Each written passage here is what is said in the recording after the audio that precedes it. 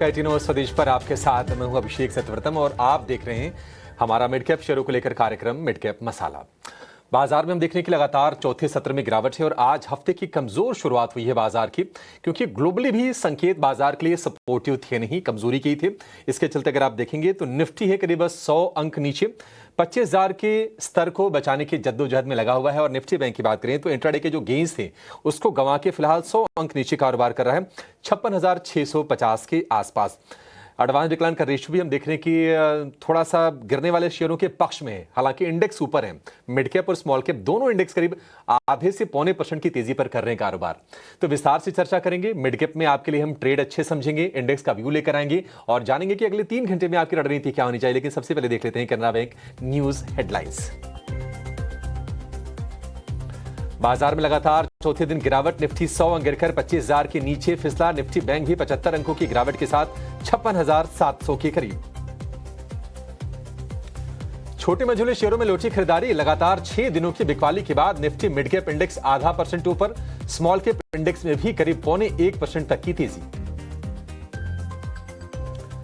52 हफ्ते की ऊंचाई पर पहुंचा इटर्नल का शेयर 0.3% की मजबूती के साथ। निफ्टी का टॉप गेनर मई के निचले स्तर से 20% की दमदार रिकवरी।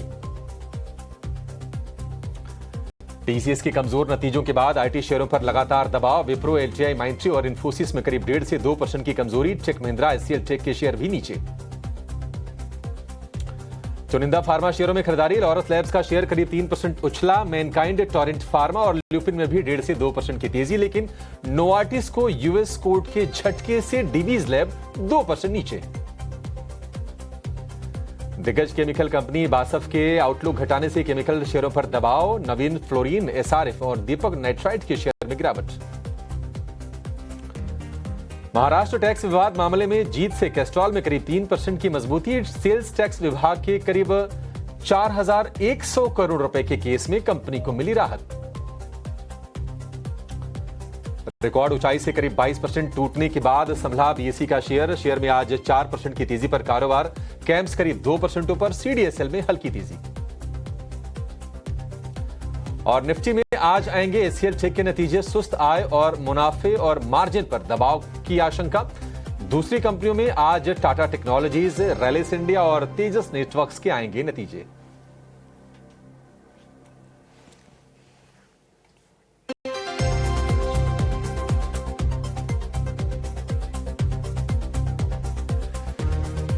देखने की गिरावट है। शुरुआत थोड़ी सी नरमी पर हुई थी, लेकिन जैसे जैसे सत्र बीता बाजार की कमजोरी बढ़ती गई है और बाजार को नतीजों से भी कॉन्फिडेंस मिल नहीं रहा है। हमने देखा था पिछले हफ्ते टीसीएस के नतीजे आए, टीसीएस के नतीजों के चलते आईटी शेयर टूटे और आईटी शेयरों के लिए मुसीबत आज नेस्डेक की गिरावट भी थी। और उसके चलते अगर आप देखेंगे तो निफ्टी के जो टॉप 10 जो लूजर्स हैं उसमें ज्यादातर आपको आईटी वाले शेयर दिखेंगे। सबसे ज्यादा कमजोर है विप्रो और टेक महिंद्रा, 2% से ज्यादा की गिरावट है। और इसके अलावा हम देख रहे हैं कि इन्फोसिस, टीसीएस से भी 1.5% के आसपास की नरमी पर कारोबार होता हुआ आपको दिखेगा। लेकिन अगर कुछ और बड़े शेयरों की बात करें तो आप देखिए इस हफ्ते नतीजे आने वाले हैं जियो फाइनेंशियल के। जियो फाइनेंस का शेयर जो है करीब 2% नीचे कारोबार कर रहा है और एलएनटी 1.25% नीचे है। बजाज फाइनेंस हम देख रहे हैं कि 950 रुपए के आसपास एक हर्डल फेस कर रहा है और आज है करीब 1.25% के आसपास की गिरावट। लेकिन दूसरी तरफ इटर्नल का शेयर, इटर्नल यानी कि जोमैटो जिसका कि नाम बदल गया था 2-3 महीने पहले, और इटर्नल का शेयर है करीब 3% के ऊपर करीब है और ये 52 वीक हाई पर ट्रेड कर रहा है। और मई के निचले स्तर से करीब 20% के आसपास की रिकवरी इटर्नल के शेयर में आई है। हालांकि आज बाजार की कमजोरी के बीच में 2 इंडेक्स आप देखिए वो आपको थोड़े बेहतर दिखेंगे, वो है स्मॉल कैप के और मिड कैप के। मिड कैप इंडेक्स में लगातार 6 सत्र की बिकवाली थी और 6 सत्र की बिकवाली के बाद इंडेक्स में आधे % के आसपास की मजबूती आपको दिखेगी। और स्मॉल कैप की बात करें तो स्मॉल कैप में 2 सत्र की कमजोरी के बाद आज फिर से तेजी लौटी है और ये इंडेक्स भी करीब आधे से लेकर 0.25% ऊपर कारोबार करता हुआ आपको दिखाई देगा। मिड कैप 100 जो है 300 अंक ऊपर और निफ्टी स्मॉल कैप 100 आप देखिए करीब 0.25% ऊपर है, 130 अंकों की तेजी के साथ कारोबार करता हुआ आपको नजर आएगा। तो थोड़ी देर में यह समझेंगे कि बाजार में आपकी रणनीति क्या होनी चाहिए। क्या 25,000 के नीचे अगर नहीं जाता है निफ्टी तो क्या आपके लिए ये जो गिरावट है खरीदारी का मौका बनेगा या फिर उछाल में बिकवाली करके बाजार में पैसे बनाने के मौके आपके लिए यहां से बनेंगे? ये सब कुछ समझेंगे थोड़ी देर में, लेकिन पहले ये देख लेते हैं कि आज मिड कैप का जो मेगा ट्रेंड है वो क्या कह रहा है और 3 तस्वीरें जो मिड कैप के मेगा एक्शन की ओर इंडिकेट कर रही हैं वो आपके लिए सामने लेकर हम आएंगे। तो पहली तस्वीर में आपको दिखेगा कैस्ट्रॉल करीब 5.5% मजबूत है। काफी टाइम से हम देख रहे हैं कि 200 से लेकर 230-40 की रेंज में शेयर कारोबार कर रहा है। आज 4 से 5% के आसपास की मजबूती है और मजबूती की वजह यह है कि 4,131 करोड़ रुपए के टैक्स विवाद के केस में इनको राहत मिली है। इसके अलावा हम देख रहे हैं कि ए स्मॉल फाइनेंस बैंक, इस पर कोटक का डाउनग्रेड आया है। शेयर करीब 2% नीचे ये कारोबार कर रहा है। लेकिन पॉलीकैब, इसमें बड़ी अच्छी तेजी है। 58 वाला जो शेयर है आज 6800 रुपए के भी ऊपर ये निकल गया और जेम फाइनेंशियल ने इस पर कवरेज शुरू किया है और लक्ष्य दिया है 7,900 का, यानी कि मौजूदा जो स्तर है यहां से भी करीब 1,000 रुपए ऊपर के टारगेट हैं जेम फाइनेंशियल के।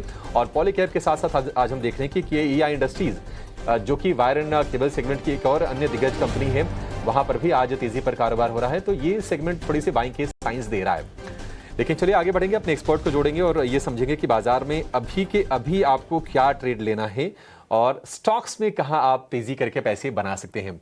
हमारे साथ जुड़ गए हैं मेरे एसेट शेयर खान के कुणाल शाह। कुणाल जी, बहुत शुक्रिया आपका समय देने के लिए। स्वागत है आपका टीवी स्वदेश पर। कुणाल जी, मतलब करीब 1.5 हफ्ते हमने देखा बाजार को एक रेंज में कंसोलिडेट करते हुए।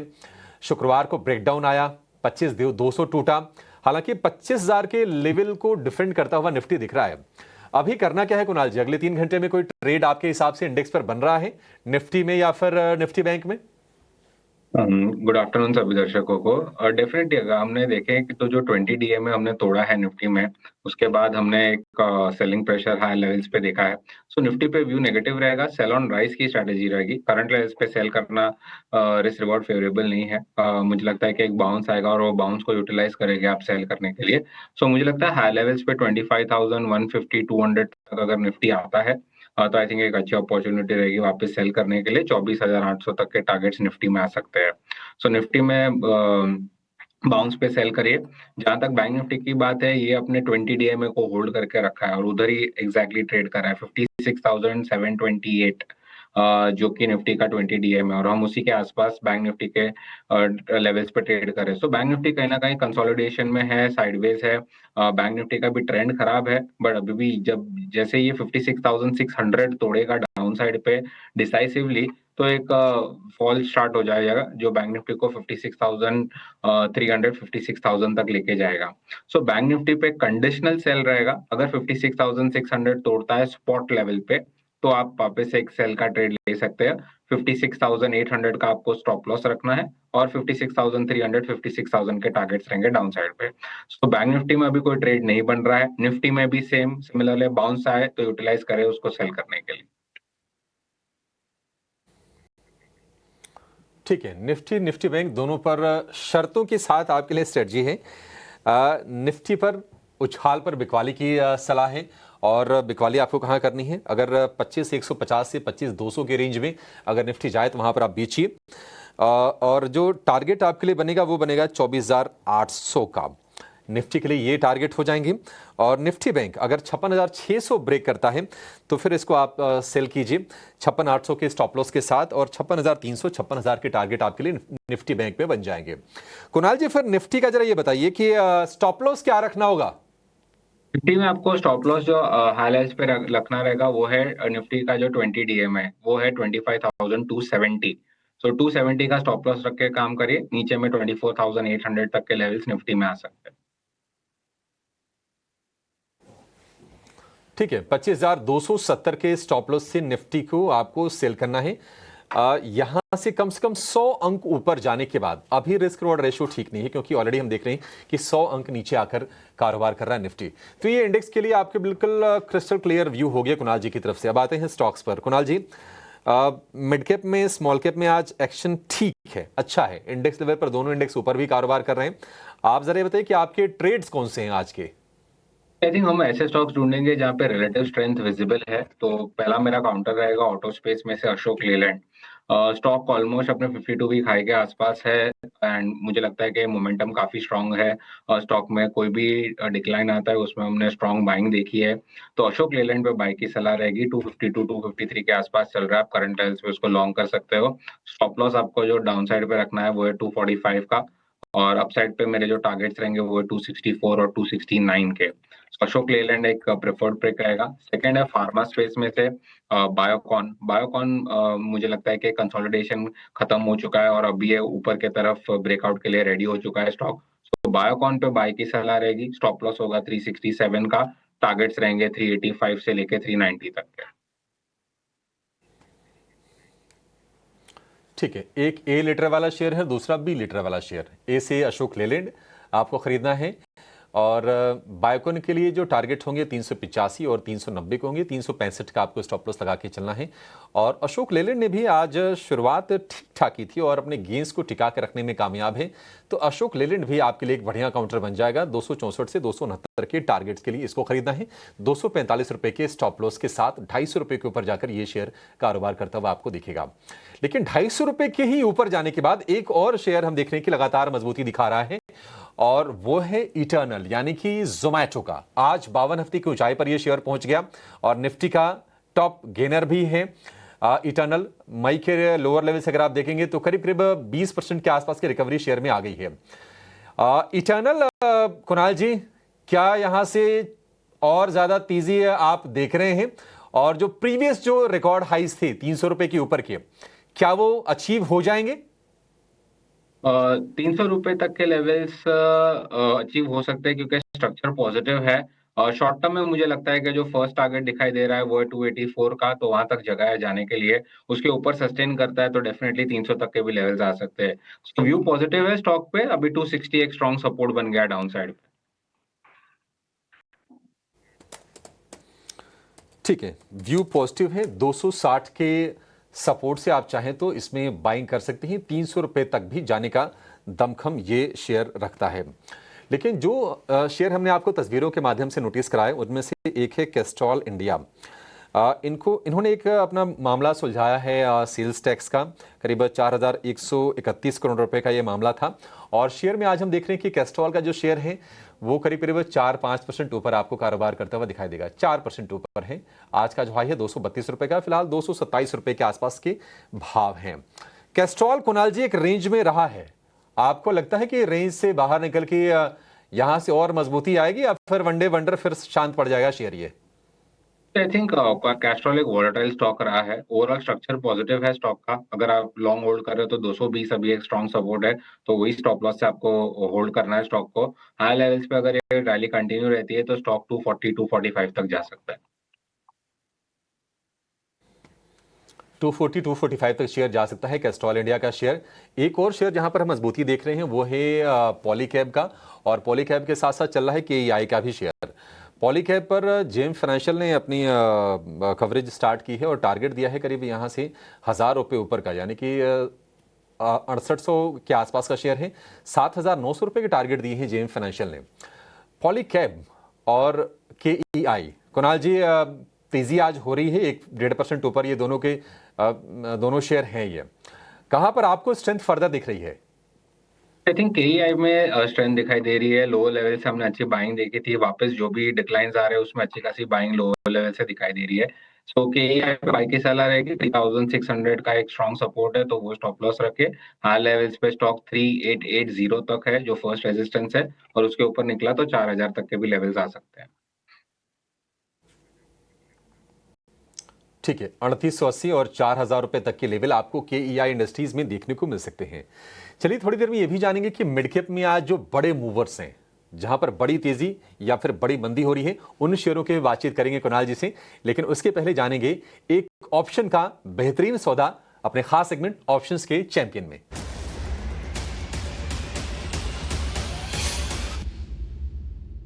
हमारे साथ हैं आपको ऑप्शन की दमदार ट्रेड बताने के लिए एंजल वन की स्नेहा सेठ। स्नेहा जी, बहुत शुक्रिया आपका समय देने के लिए, थैंक यू सो मच। बताइए आज कहां पर आप फोकस करके चल रही हैं, पैसे कहां बनने वाले हैं? अगर आप देखें तो आज मार्केट थोड़ा सा फिर से एक थोड़ा सा हाई लेवल से थोड़ा सा प्रेशर में ही है। बट एक चीज नोटिस किया है करके कि आज पीएसयू बैंक थोड़ा से आउट परफॉर्मेंस दिखा रहे हैं। दो बैंकिंग इंडेक्स थोड़ा सा नेगेटिव है, बट ओवरऑल आप देखें तो पीएसयू बैंक में थोड़ा एक्शन है।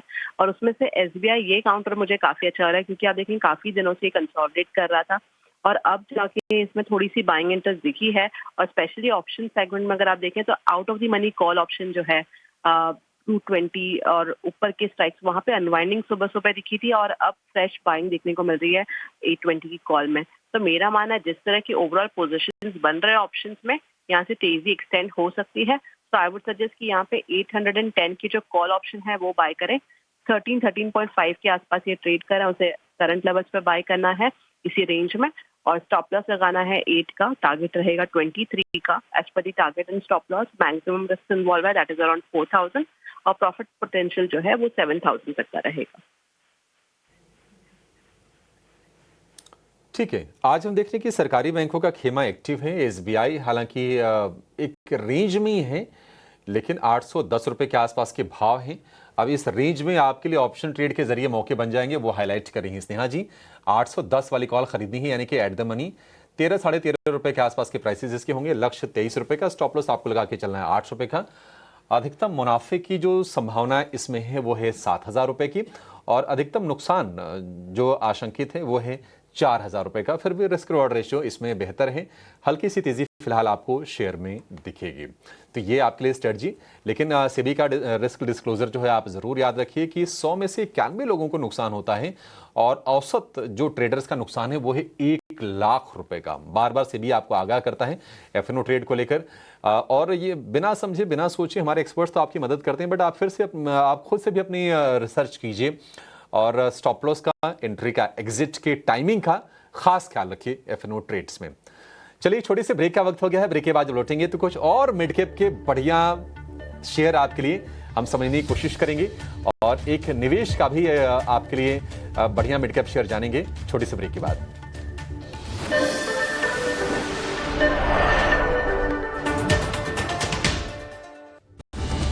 Presented by Canara Bank. Together. Break के बाद आपका फिर से स्वागत है। मिड कैप मसाला में बाजार हम देख रहे हैं कि कमजोर है। निफ्टी आज लगातार चौथे सत्र में गिरावट का शिकार हो रहा है। करीब 100 अंकों के आसपास की नरमी है, और निफ्टी बैंक की बात करें तो थोड़ी वोलेटिलिटी वहां पर देखने को मिल रही है। गिरावट जो है सिर्फ 50 अंकों के आसपास की है। 56,700 के आसपास का इंडेक्स आपको दिखेगा। लेकिन जेन स्ट्रीट मामले में नया अपडेट आया है। क्या जानकारी है, क्या अपडेट्स हैं, ये बताने के लिए हमारे सहयोगी अंकुर मिश्रा हमारे साथ जुड़ गए हैं। अंकुर, सेबी के एक्शन के बाद जेन स्ट्रीट को लेकर क्या अपडेट्स हैं, क्या जानकारी निकल के आई है?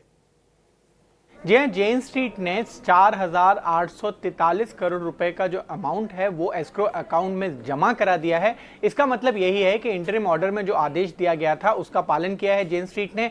और अब यहाँ पे अगला सवाल ये उठता है कि क्या जेन स्ट्रीट वापस से भारतीय बाजारों में ट्रेडिंग एक्टिविटी शुरू कर सकता है। हमें बताया गया है कि ऐसी एक एप्लीकेशन, ऐसी एक रिक्वेस्ट मार्केट रेगुलेटर के दरवाजे तक पहुंची है, लेकिन सेबी का भी यही कहना है कि वो एग्जामिन कर रहा है कि ये जो ढिलाई है, ये जो रिस्ट्रिक्शंस हैं वो लिफ्ट किए जाएं या नहीं। यानी कि अभी तक ऐसा नहीं है कि जेन स्ट्रीट पर रिस्ट्रिक्शंस लिफ्ट हो गए हैं, ये अंडर एग्जामिनेशन है। आपको याद दिला दें, सेबी एक इंटरिम ऑर्डर लेके आया था जेन स्ट्रीट के खिलाफ, जहां पे आरोप यही था कि मार्केट मैनिपुलेशन करके ऑप्शंस में खासकर यहां पर पैसा बनाया गया था। ये जो टोटल कैलकुलेशन थी वो 4,843 करोड़ रुपए की थी, जो कि इमीडिएटली डिपॉजिट करने को बोला गया था। ऐसा आदेश का पालन करते हुए कंपनी ने कर दिया है। अब हम ये देखना चाहेंगे कि ये मामला आगे कैसे बढ़ता है, क्योंकि एक तो सेबी से अभी मंजूरी मिलनी बाकी है कि वापस वो ट्रेडिंग एक्टिविटी शुरू कर सकता है कि नहीं, और दूसरा जेन स्ट्रीट के सूत्रों की माने तो वो बिल्कुल कोर्ट का दरवाजा खटखटाने को तैयार हैं। तो देखने वाली बात यह होगी कि अब यह मामला सेबी के दरवाजे से जाकर अब कोर्ट में जाकर अटक सकता है, और वहां पर आगे जाके कंपनी ये कोर्ट का रास्ता अपना सकती है। और साथ ही फाइनल ऑर्डर के लिए जेन स्ट्रीट को भी पूरा मौका दिया जाएगा अपनी सफाई देने के लिए, लेकिन उससे पहले हम कोर्ट में दलीलें होते हुए देख सकते हैं। ठीक है, शुक्रिया अंकुर। तो जेन स्ट्रीट जो कि एक हेज फंड है अमेरिका का, जो कि एक ट्रेडर हैं, और उस पर सेबी ने रोक लगाई थी मार्केट मैनिपुलेशन के चलते, और कहा था कि जो अनएथिकल गेन्स हैं, यानी कि जो गलत तरीके से जो पैसे कमाए गए हैं बाजार में, वो वापस करें। और ये जो रकम है एस्क्रो अकाउंट में जमा करवा दिए गए हैं, लेकिन जिन स्ट्रीट ने कहा है कि उन्हें राहत दी जाए। देखते हैं कि आगे ये मामला किस तरह से बढ़ता है। लेकिन चलिए अब ये जान लेते हैं कि अगर आपको मिड कैप में निवेश करना है तो आपके लिए कौन सा शेयर बन सकता है एक महारथी, जानेंगे अपने खास सेगमेंट में।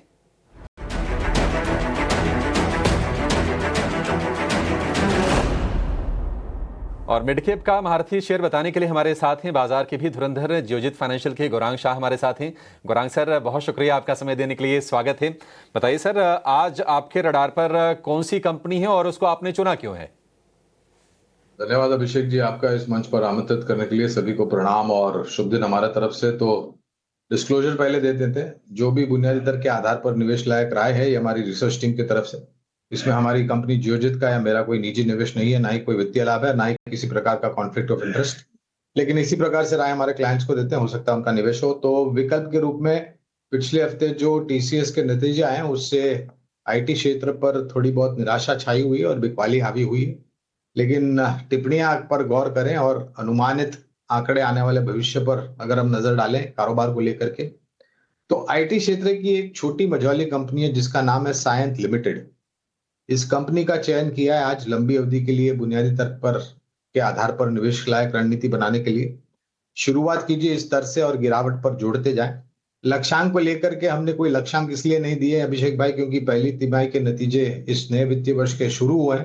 तो नतीजों देखने के पश्चात जो लक्ष्यांक है उस पर हम बातचीत करेंगे। लेकिन बुनियादी दर के आधार पर छोटी मझौली आईटी क्षेत्र की कंपनी सायंत लिमिटेड पर खरीदारी की राय है।